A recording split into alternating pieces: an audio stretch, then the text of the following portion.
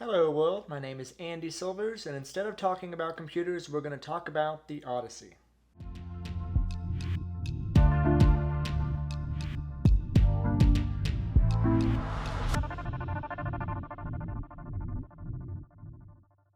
So this is a brief and strange departure from my normal content. I'm going to be talking about a movie instead of a laptop or phone, and that's because I've seen the movie and I've seen a lot of information online. Some of it accurate, some of it inaccurate about the Odyssey. My two specialties are computer hardware and digital image capture, but that includes film to a large extent. I'm more proficient with digital, but I know enough about film to be dangerous. And so basically, what I want to do is I want to talk about the Odyssey, not as a movie review, because that's not what this channel is, but a technical review. And basically, talk about the good things and the bad things about the movie, the cinematography, the production design, the cameras, especially the IMAX cameras, and just clear up some of the misconceptions and inaccuracies that are out there that I've seen. Because I have been studying this for over a decade. So I'm not an expert, but I'm definitely an enthusiast. So I would say that I'm qualified enough to talk about these and to dispel some of the rumors and some of the misconceptions. So let's begin. The first thing I want to do is just do the quick, too long didn't read review, which is I'd say I'd give the movie about a 5 out of 10. It's good in some things and bad in other things, and in the end, it just kind of ends up being sort of mid. So I would say 5 out of 10. But what I really want to get into is the technology. So there's a couple of things to note about the film. It's directed and written by Christopher Nolan. It is based on the original Odyssey story by Homer, although there's debate about exactly which translation of the Odyssey was used for this film. And it is the first film ever to be shot entirely with IMAX film cameras. That's worth noting because if you count IMAX's sort of digital cameras, then other movies would be first, something like Avengers Infinity War and Endgame. Although even that technically gets confusing because those movies were shot on the Alexa 65, but the IMAX certified version. But then if you're going to do that, then technically Rogue One was actually shot entirely on the Alexa 65 several years earlier. So it can get a little bit murky, but in terms of IMAX film cameras, yes, it would be the Odyssey. Although even that's murky because if you count nonfiction, if you count like Island of Lemurs or Planet Earth or Blue Planet or whatever it's called, then even Odyssey wasn't technically the first. But the point is that it is, in essence, the first. So I want to just talk about the film in a technical way and dispel some rumors and clarify some things.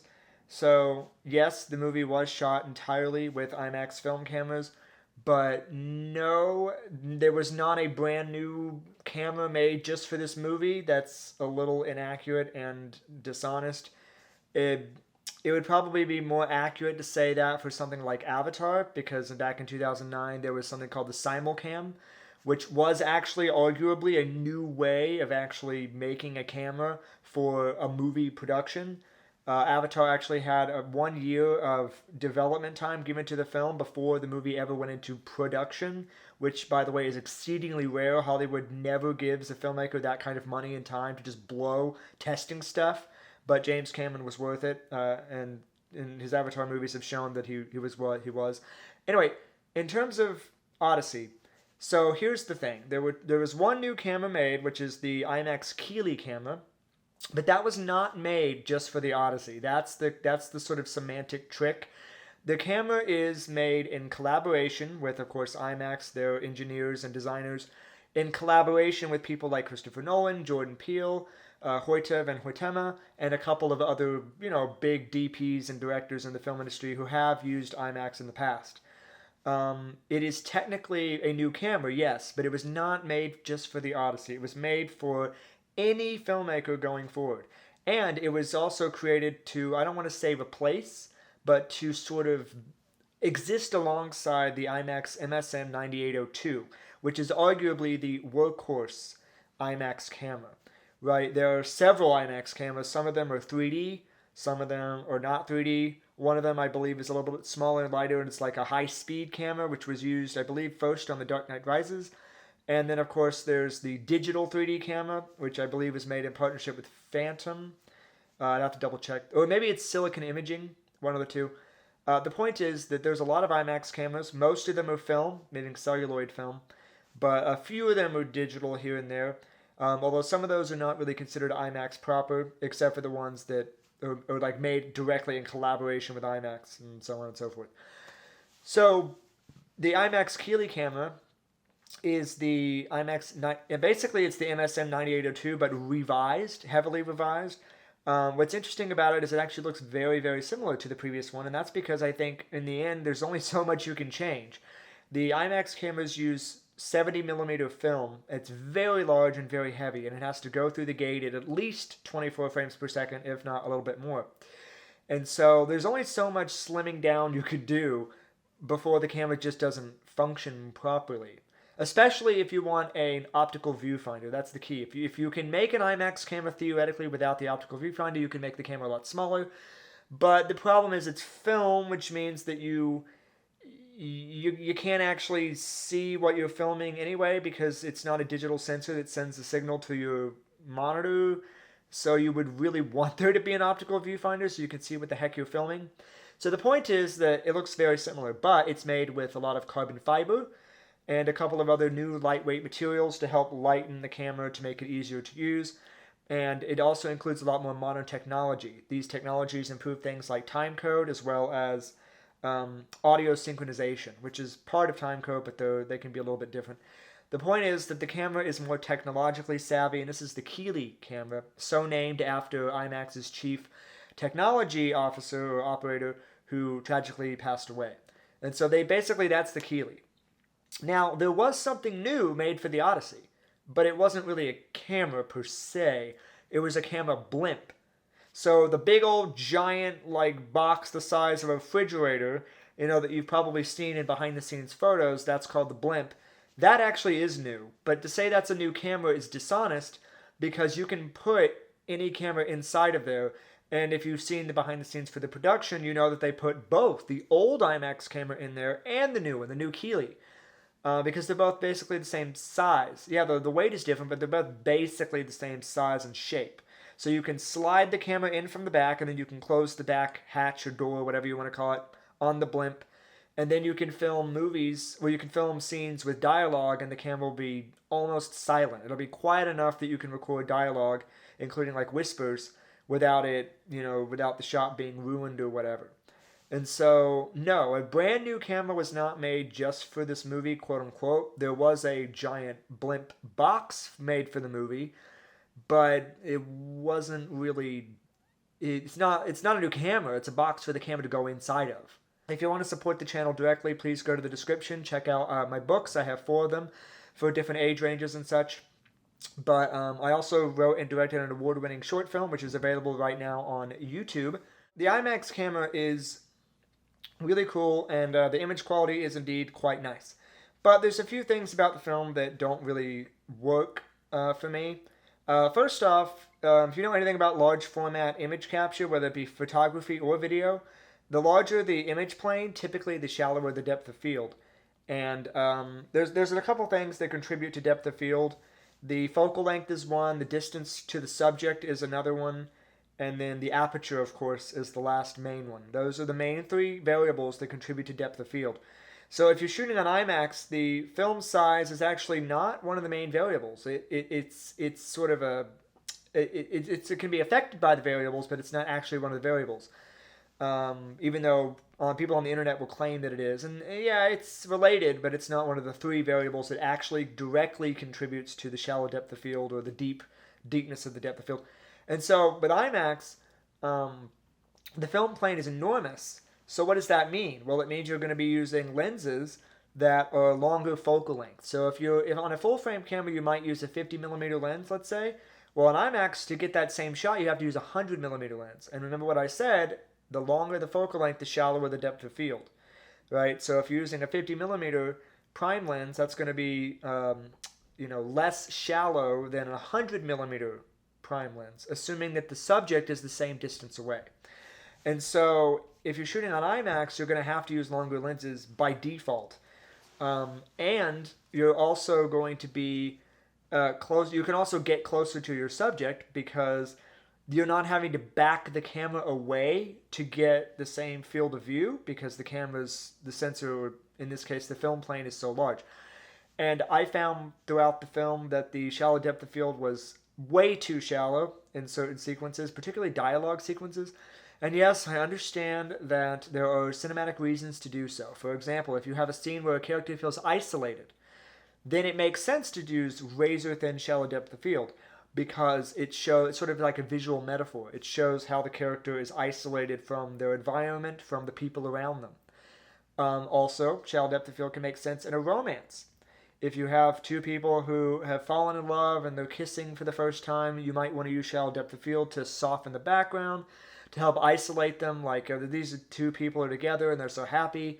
And also the idea is that softness kind of, feels sort of visually related to romance in a sort of spiritual sense, in a sort of metaphysical sense. So doing that makes sense. But in this movie, there's a lot of dialogue sequences in particular where the depth of field is razor thin. Characters are going back and forth like this, and they're going in and out of focus, and it's very distracting and irritating.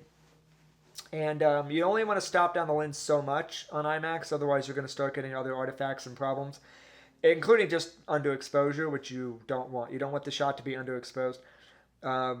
So that's a serious problem with the film, and I'm mentioning it because everyone's like, well, some people are saying, the movie's not very good, but the visuals are amazing. And I'm pushing back against that a little bit, saying, well, the visuals are really good, but they're not amazing, partially because of the depth of field problem. It's way too shallow. In certain scenes, it just should not be that shallow. And there's no visual storytelling reason for it. It's just there. It's just crazy shallow for no obvious reason. A bit like the Army of, what is it? Is it Army of the Dead? The zombie film that Zack Snyder did a few years back? It's like that. It's very distracting and irritating. And then the other thing is the lack of color. So IMAX cameras are amazing at rendering colors because celluloid film is amazing at rendering colors. But there's not a lot of color in the film, and it's very strange and very irritating because a lot of the characters in the film, not all of them, but a lot of them, are nobility. They're kings, they're queens, they're princesses, they're generals, they're army, royalty, they're this, they're that. So there's a good reason then to have some of the characters have color in their clothing. Now, yes, back thousands of years ago it would have been very expensive and somewhat rare, yes, but it is possible to use these natural dyes in some clothing. And if you're talking about very wealthy people, and some of the people in the film are wealthy, they would have access to some of this stuff. And then some of it, for example, you have Charlize Theron's character. I think the implication is that she's either imaginary, she's not actually there at all, or she is there and she's actually like a god, or she's related to a god, or whatever. She's Calypso, I believe. She's wearing what look kind of like rags. She's wearing this hideous beige outfit, and it's like, if she's not actually there, or if she is there and she's Calypso, supernatural being, what have you, she can wear beautiful garments. She can wear something incredible to make... Because having her wear something incredible would make sense in context, because it would say, look, this is sort of a visual metaphor for her beauty and the allure of staying on this island with her instead of going back home. But no, she's wearing rags. And then Athena, and again, that's another debate. You could say, is Zendaya actually playing Athena? That's up for debate, but what is not up for debate is that if she is indeed an illusion, right? If Odysseus is imagining her, then she can be wearing whatever she wants, as long as it is reasonably time period accurate, because it is an illusion. So have her wear something colorful and beautiful. There's just so many times where the movie does not take advantage of beautiful colors. And yeah, during the Hades sequence it makes sense, but during other sequences it doesn't make any sense. The only colors seem to be a little bit of blue for some of the water and some orange for the fire, which does look nice, but orange is not the only color out there. And so it was just kind of irritating because IMAX is not to blame. The cameras can capture all the colors. The colors just aren't there. Not for the most part. And it's extremely irritating. So that's another thing. And then the last thing I wanted to talk about briefly was the CGI. because a lot of people are claiming that this movie has no CGI or that Christopher Nolan hates CGI, and it's actually more complicated than that. So first off, Nolan had used a lot of CGI in his early work, like actually a shocking amount.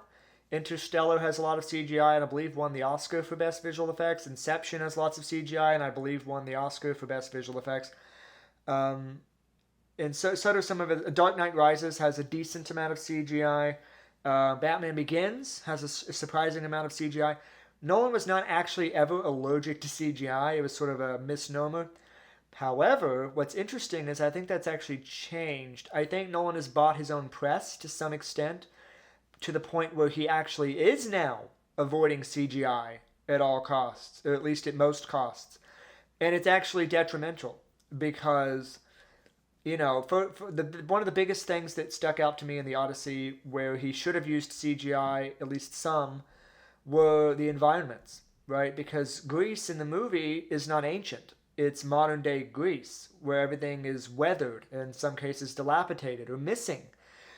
Columns will be missing where 2,000 years ago they were not missing.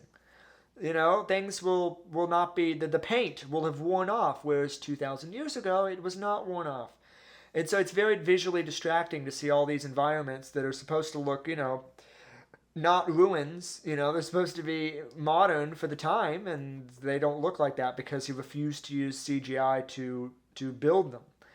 And I think the Troy sequence is different. I think they actually did build a lot of those set pieces, which is why it doesn't look dilapidated, because it actually was built for the movie. But regardless, Nolan should have used CGI far more in the movie. With that said, he did still use it. And there are people who are telling you he did not, but he did. For example, the whirlpool, the spinning vortex whirlpool in the ocean, that is 100% CGI. The giant tentacle monster thing, which is on screen for a very short period of time, granted, is also CGI, and in my opinion did not look very good, primarily because of the design choice. It was all gray. The entire monster was just gray, gray, gray. And that meant it had no visual flourish to it and looked kind of flat. And then the color grading or the visual design was also flat. So if you have like a solid gray monster against a gray background and a light blue sky and bluish grayish water, it just kind of all becomes mush. But still, it was CGI.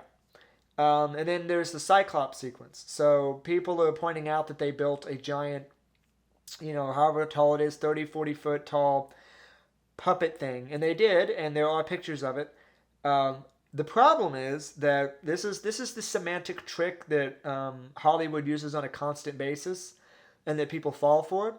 That the same thing happened with Vecna from Stranger Things, where the filmmakers will say, yeah, we created a real costume for Vecna. And that's true, but that doesn't mean you're seeing it in the final show. It just means they created it. So likewise, in this film, they created a giant puppet thing with strings for the Cyclops. That doesn't mean that's what you're seeing in the final film, because obviously, where are the strings in the final film? Where are the strings? Where are those gaps in the puppet? Where are those giant holes between the different limbs and appendages? Oh, that's why they're not there. Because in the movie, there is actually a sizable amount of CGI on the Cyclops, namely the face. Because to get a single eye like that, no one has that, especially not in the dead center of their head, so you have to use CGI. That doesn't mean everything is CGI. There are real things. There was also a real body double. They had a body double do a lot of those sequences, and they filmed that body double separately and composited them into the IMAX footage, which is not the same as CGI. Compositing is not CGI. If you take two real things and put them together, that's not considered CGI. It is visual effects, but it's not CGI, quote unquote. Regardless, there was CGI in the Cyclops sequence, and I just wanted to clarify it because people say that the movie has no CGI when it has plenty of CGI. There's also a brief shot early on in the film where there's, I believe it's Odysseus, but it might be Telemachus, is looking out over the ocean, and you can see a bunch of ships out on the water. You'll know the shot when you see it. It's really relatively brief, but it is there. I would be shocked if every single one of those boats was real. I have a feeling only one or two of them were actually there, and then all the others were CGI. So don't kid yourself. Nolan was more than happy to use CGI in this film, especially in cases where there were modern buildings visible in the background of shots, or where there was a camera recording and then there was a helicopter in the background. They'd have to remove the helicopter.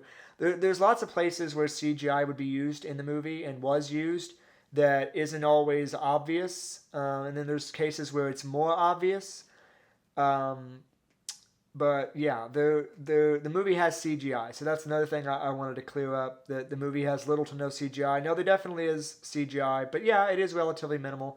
But I think there should have been more because the grandiose scale could have been significantly improved, and of course the time period accuracy could have been significantly improved with CGI. Especially since it's 2026, CGI can look incredible if you put the time, money, and energy needed to make it look good. Avatar 3 just came out like last year, and that film has 3 hours straight of incredible CGI that looks hyper realistic. So it is possible. It just has to be done. The last thing I wanted to clarify is that the movie could not be any longer than 3 hours long because, it could be, but it's complicated. Because for IMAX 70 millimeter, the actual, the rare IMAX 70 millimeter screen, there's not very many of them in the world. There's less than 50, I believe. Those projectors cannot hold more than 3 hours of film. So that means, of course, that the film itself cannot be more than 3 hours long. So you might be thinking, well, how did Oppenheimer do it? Well, Oppenheimer didn't quite do it. Oppenheimer was shot with IMAX and with 65 millimeter. So that's how they did it. If you are using both IMAX and another format, then you can do it. Like if you're using digital in IMAX or if you're using 35 mil film in IMAX, then you can do it. Then you can go beyond 3 hours, no issue. Because they're two different film formats, the projected size is smaller. 65 millimeter is smaller than IMAX, so you can do that. But for Odyssey, the entire movie is shot on IMAX and therefore could not be longer than 3 hours, which is arguably a creative compromise because it means that certain scenes you just can't show it. You just don't have time. One such example would be the sirens, like the siren song. That scene goes by very fast, and you don't get to see a whole much of anything. And that's not ideal, generally speaking, for a fantasy. Now, some will argue it's not fantasy, but and that's where things get complicated from just a technical perspective. You could say, well, does mythology qualify as fantasy? It's debatable, for sure it's debatable, but what I can tell you is that a witch turns people into pigs in the movie. A witch uses magic to turn humans into pigs. So, yeah, there's fantasy in the movie. But, again, what genre exactly can be kind of difficult to say, but there's definitely fantasy in the movie, and because there was some fantasy in the movie, that implies or that indicates that there could have been more, and there just wasn't. And so that's a little bit of a sort of technical breakdown of the film. I'm not planning on doing videos like this constantly, but I've seen so much nonsense and misinformation online. People who don't study imaging and haven't done so for a decade, who suddenly became IMAX experts last week. And so I just thought I'd throw my 2 cents in. I'm happy to answer questions about the movie in the comments, as I'll answer them to the best of my current ability and understanding. When more behind the scenes comes out, I'll be able to answer even more questions about exactly how the movie was filmed and how the IMAX camera was incorporated and how much CGI there actually is. That's just my thoughts. Let me know what your thoughts are on the Odyssey, especially the technology, in the comments. Like the video if you like the video, and subscribe so I can see you in the next video. Somebody get these beggars out!